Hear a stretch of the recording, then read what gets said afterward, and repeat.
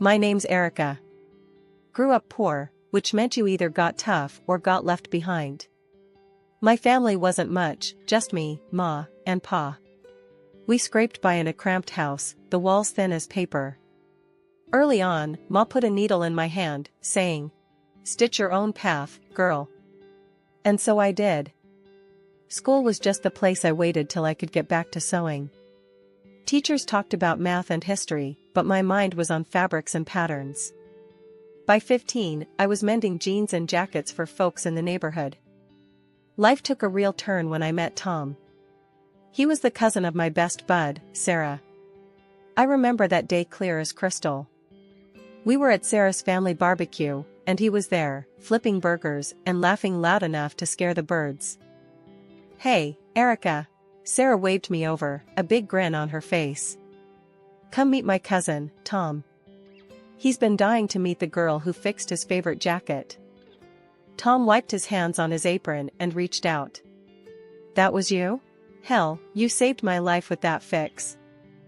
I laughed, brushing a loose strand of hair from my face. "It was just a few stitches." "A few stitches," she says. Tom chuckled, giving me a look like I just pulled a rabbit out of a hat. "You're too modest, Erica." We hit it off straight away. He was easygoing, the kind of guy who'd give you the shirt off his back and make a joke while doing it. The more we talked, the more I liked him. He was genuine, a rare thing in this world. Tom was a truck driver, always on the road. Said it was lonely sometimes, watching the world through a windshield with no one to share the view. "It's just me and the long haul, but I'd love someone to come back to," he admitted one evening, the sunset making shadows dance on his face. Tom was the kind of man who never said no, especially to his family. He'd often joke about it, saying how his big sister Linda got everything she ever wanted from him. "She's got me wrapped around her finger, but don't you worry, Erica. I've got plenty of yes left for you."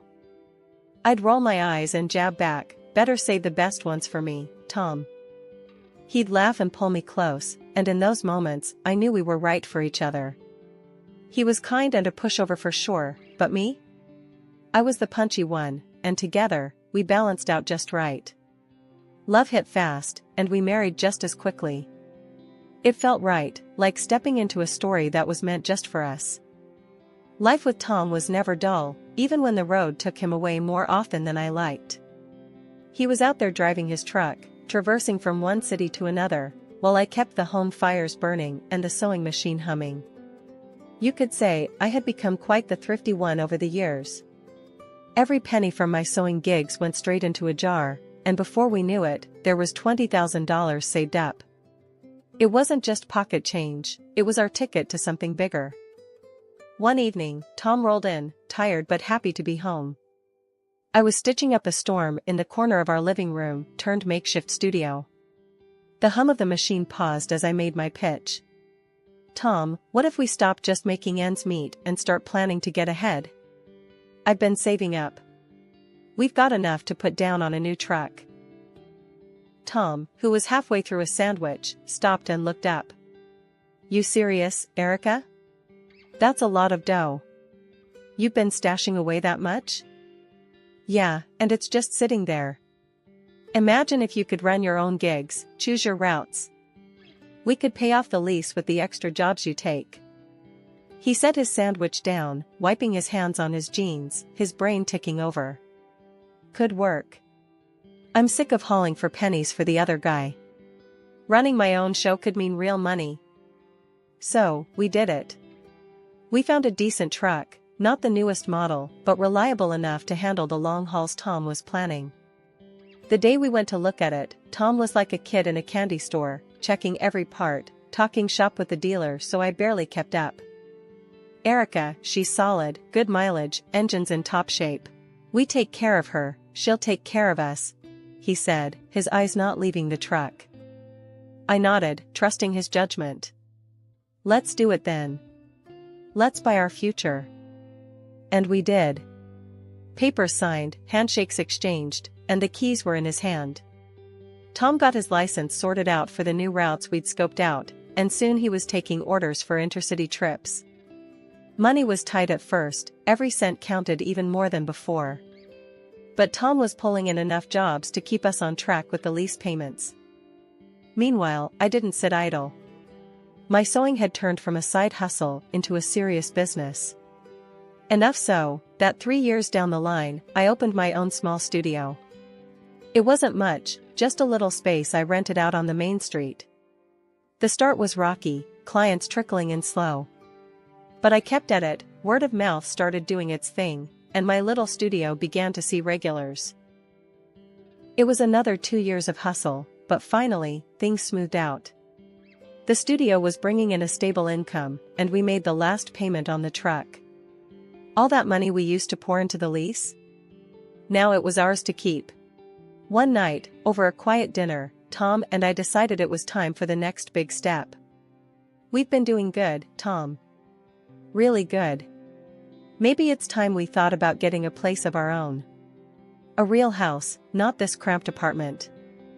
Tom, who'd been quietly listening, nodded. I've been thinking the same. We've worked hard, Erica. We deserve it. So, we started house hunting, and before long, we found a small townhouse. It was perfect for us, just enough space, a little yard, and a room that I could turn into a proper studio. We moved in, and it felt like a fresh start. Everything we'd worked for was finally coming together. After we settled into our new townhouse, Tom and I decided it was high time we took a break. We packed up and headed out to visit his mom, who lived a few cities over. Since Tom's dad passed, his mom had been living with his sister, Linda, and her 2 kids. Tom's mom was a sweet lady, always had been good to me. But Linda, well, that's another story. She and I never really saw eye to eye. Something about the way I came up, made my own way, she didn't like it, always hinting that I was just lucky. We pulled up to their house, a cozy little place with toys scattered across the front yard. Tom's mom greeted us with hugs and homemade cookies, her warmth a comforting blanket. But Linda, she just nodded, her smile tight, eyes scanning us like we were pages in a book she didn't want to read. Dinner was tense from the get-go.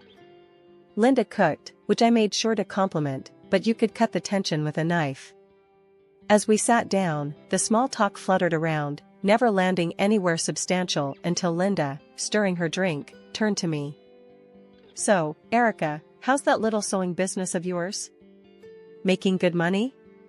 Her tone was casual, but her eyes were sharp, prodding. I paused, fork in midair. It's a studio, Linda, and it's doing well, thanks. And Tom's trucking? I bet that's bringing in plenty, huh? She was leaning in now, her voice a mix of curiosity and something darker. I set my fork down, my appetite waning. Linda, I don't think it's very polite to dig into people's finances at the dinner table. I tried to change the subject, asked about her kids, her life. But Linda was like a dog with a bone, wouldn't let it go. The evening spiraled from there, her questions peppering the air until I couldn't take another bite. I think I'm full, I said abruptly, pushing my chair back. Thanks for dinner. I could feel Tom's eyes on me, the weight of an apology in his gaze. I headed to the living room, the echo of their whispers trailing me. Later, when Tom found me looking out the window, the room was dark, save for the streetlights casting shadows. He came up behind me, his voice low. Sorry about Linda. She's always been a bit much. I turned to face him, his features drawn in the dim light. Why do you let her talk to you, or to us, like that? He shrugged, a helpless gesture that didn't sit right with me. I guess I'm used to giving in to her. Keeps the peace, you know? But at what cost? I pressed, my voice firm. She walks all over you, because she knows she can. And now me? Tom ran a hand through his hair, the lines of his face deepening. I know. It's just, complicated. She's been having a hard time since Dad passed, and Mom relies on me to not stir things up. I sighed, stepping closer. I get it, Tom, but it's not right. You can't let her push us around, make us uncomfortable in our own family. Where does it end? The next dinner was just as stressful. I tried to make conversation about benign things, hoping to keep the evening light, but Linda had other plans. She wasted no time, diving straight into dangerous waters. "You know, since you two have done so well for yourselves," she started, her voice dripping with a mix of envy and accusation, "I think it's only fair that you think about the rest of us who haven't been so lucky." Tom shifted uncomfortably in his seat, looking anywhere but at his sister. I clenched my fork a little tighter, feeling the calm before the storm. Linda continued, undeterred by our silence. "In fact, I think it's only right if you two give up your claim on Mom's property. After all, you don't need it." "I do." I was stunned. Discussing inheritance in front of Tom's mother, who was very much alive and sitting right there, was beyond inappropriate. It was disrespectful. "Linda, I can't believe you're bringing this up now," I said, my voice low and steady. "It's Mom's decision, not ours or yours." But Linda plowed ahead, her voice rising. "Oh, come on, Erica. You don't need the money. You don't need the house. I'm here with 2 kids, trying to make ends meet. It should be mine. I need it more than you do." Tom looked like he wanted to sink into the floor. He hated confrontation, especially with his sister, but even he looked like he might speak up this time. Before he could, however, his mom intervened. "That's enough, Linda," she said, her voice firm, leaving no room for argument. "I've already discussed this with my lawyer. The house will go to you and the children, and the money I've saved will go to Tom. That's final." Linda's face turned a shade of red I hadn't seen before. "But the house is old. And Erica doesn't need the money, they make plenty." Tom's mom fixed a stern gaze on her daughter. "The house being old doesn't change my decision, and it's not your place to comment on Erica's finances. What you need to do is stop counting on others and maybe get a job to support your children." Silence fell like a heavy curtain. Linda, mouth snapped shut and cheeks burning, didn't utter another word. Dinner ended quietly, and the rest of the evening passed with minimal interaction. The remainder of the week, I spent a lot of time with Tom's mom. The day we were leaving, she pulled me aside, handing me a small, ornate box. "This has been in the family for years," she said, her eyes locking onto mine. "It's filled with coins from different countries. I've added to it over the years. I want you to have it, to remember me by." I was touched, unsure what to say. "Thank you, I will cherish it. Study them when I'm gone," she added, a hint of mystery in her tone. "There's more to them than meets the eye." We hugged, a long, tight embrace that said everything words couldn't. It had been a month since our last, somewhat strained, visit to see Tom's mom. Life had slipped back into its normal rhythm, Tom returning from a long haul on the road and me buried in fabric and threads at my studio, rushing to meet an urgent order. That ordinary afternoon shattered with a single phone call. Tom answered his phone, his face draining of color as he listened. "Linda?" His voice was tight, worried. After a pause, his shoulders slumped. "Oh, no. Okay, I'll be there." He hung up, looking lost. "What happened?" I asked, my heart sinking at his expression. "It's Mom. She passed away," Tom managed, his voice barely a whisper. I felt a chill run down my spine. "I'm so sorry, Tom. When's the funeral?" "Tomorrow," he replied, the word heavy between us. "Tomorrow?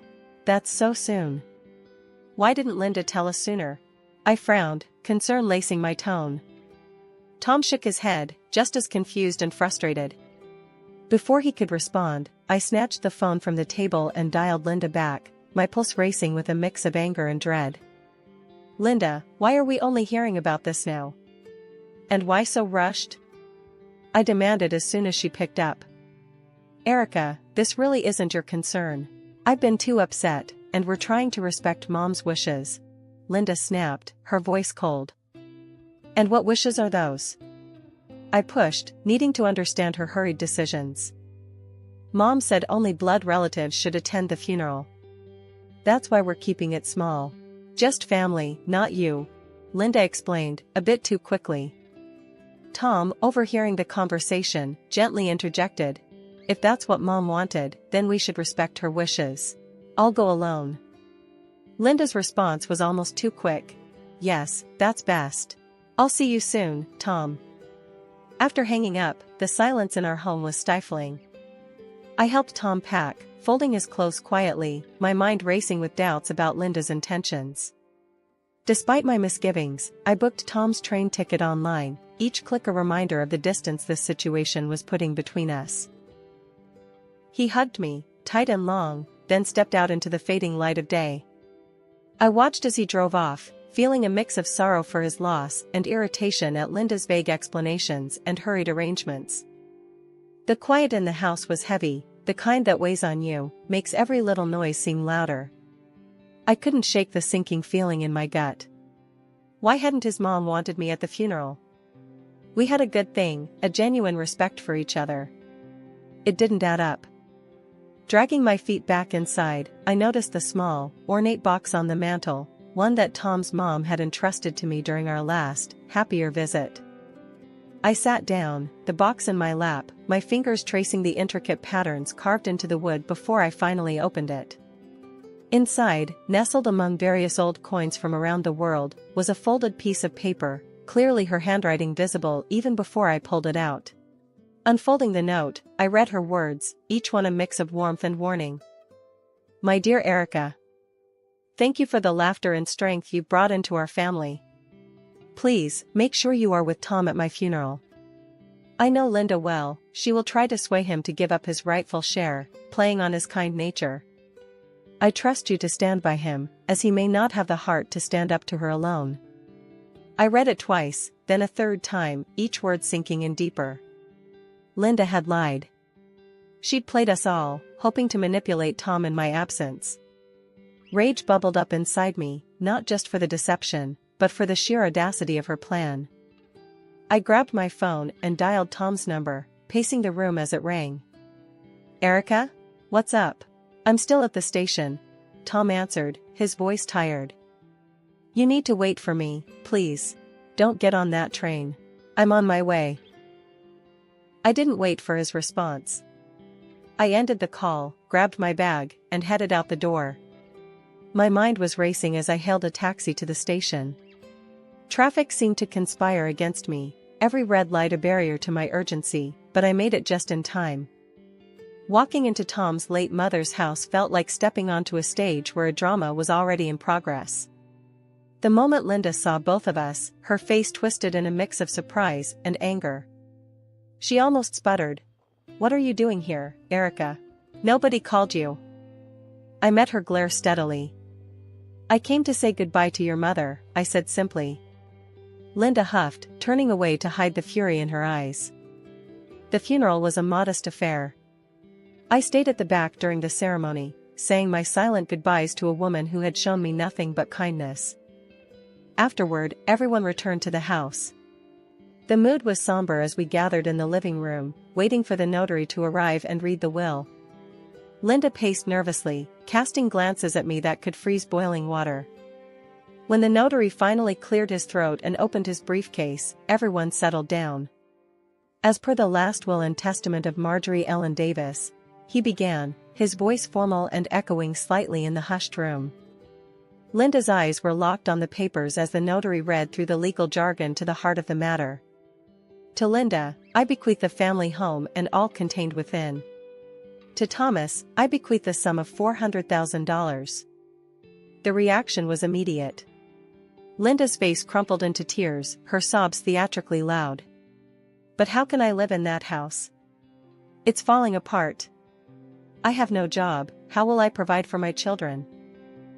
Tom, ever the soft heart, looked at his sister with something akin to guilt. His eyes met mine, filled with a turmoil that said he was torn by his sister's pleas. The notary, unfazed by the display, asked if there were any questions. Linda, through her tears, begged Tom directly. Please, Tom, think of my kids. They're your nieces. We need that money more than you. Tom opened his mouth, likely to offer some kind of compromise, that was his nature. but I couldn't stand it anymore. I stood up, my chair scraping loudly against the wooden floor. The room fell silent, all eyes on me. Linda's sobs hiccuped into a shocked silence. "Enough, Linda," I said, my voice steady and clear. Everyone in the room turned to look at me, surprised by the force in my voice. "I know what you've been trying to do, and it's going to stop, right now." I pulled out the note, unfolding it with shaking hands, but a firm resolve. I read it aloud for everyone, my voice echoing in the suddenly quiet room. "Please make sure you are with Tom at my funeral. I know Linda well, she will try to sway him to give up his rightful share, playing on his kind nature." Linda's face went from sad to furious in a heartbeat. When I finished, she looked around, seemingly gauging if anyone would come to her defense. When no one did, she finally spoke, her voice venomous. "I deserve that money more than he does," she spat, standing up to face us all. "I have kids to care for, a house that's falling apart. Why shouldn't I have it?" It was Tom's turn to stand. "Because it's not what Mom wanted, Linda," he shouted, louder than I'd ever heard him before. "You've always used me, always expected me to just roll over and do what you say, because you're my sister. Well, not anymore."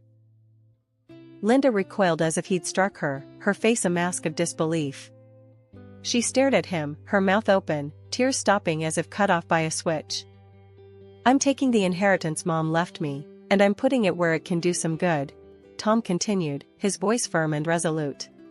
The shock on Linda's face gave way to real tears, tears of defeat, not manipulation. She sobbed, covering her face with her hands, her act finally crumbling under the weight of Tom's declaration. We didn't stay much longer after that. Tom took my hand, and we walked out together, leaving Linda to her reality. As we drove home, the car was filled with a tense silence. Finally, Tom spoke, his voice quiet but strong. "I'm sorry for all this, Erica. For letting it go on this long. After securing the inheritance, we made some big moves. We split the $400,000, investing it smartly into both our futures. It felt good, right, even, to put that money to use in ways that would honor the memory of Tom's mom. First off, we bolstered the atelier. I hired a couple of skilled assistants and expanded our workspace.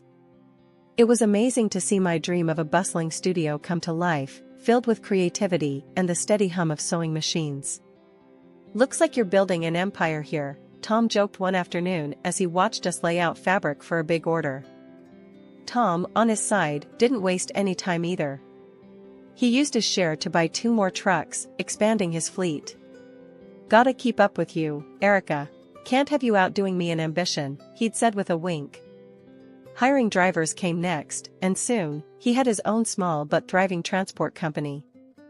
It was a proud moment for us both, signing off on those trucks, knowing they were entirely ours, no loans, no debts hanging over us. Speaking of debts, we finally paid off the mortgage on our townhouse. Passing that last check across the bank manager's desk felt like lifting a weight off our shoulders. "All ours now," Tom had murmured as we walked back to the car, his arm snug around my shoulders. Life settled into a comfortable rhythm after that. Our businesses were doing well, which meant we could take a bit more time to enjoy the little things. Long walks in the evening, weekend getaways when we could squeeze them in, and plenty of quiet nights at home, just enjoying each other's company. But it wasn't just business thriving in our lives. Recently, we got some news that added a whole new layer of excitement. Turns out, I'm pregnant. The day I found out, I couldn't wait for Tom to get home. I paced around the kitchen, the positive test clutched in my hand, waiting to drop the bombshell. When he finally walked in, I blurted it out before he could even take his coat off. "Tom, we're going to have a baby." He froze, then broke into the biggest grin I've ever seen. "Really? We're going to be parents?" His voice was a mix of disbelief and joy. "Yeah, we are," I said, laughing as he swept me up into his arms, spinning me around in pure happiness. As for Linda, well, we haven't had much contact with her. Last we heard, she'd had to find a job to support herself and the kids. It's tough, but maybe it's for the best. Learning to stand on her own might do her some good, I figure. It's funny how life works out. There were times when I thought we'd never see the end of the turmoil. Now, here we are, our lives full and expanding like my belly, new beginnings that feel just right. We've got plans, big ones, for our family and our businesses. And whatever comes, I know we'll handle it, together. Because that's what we do best.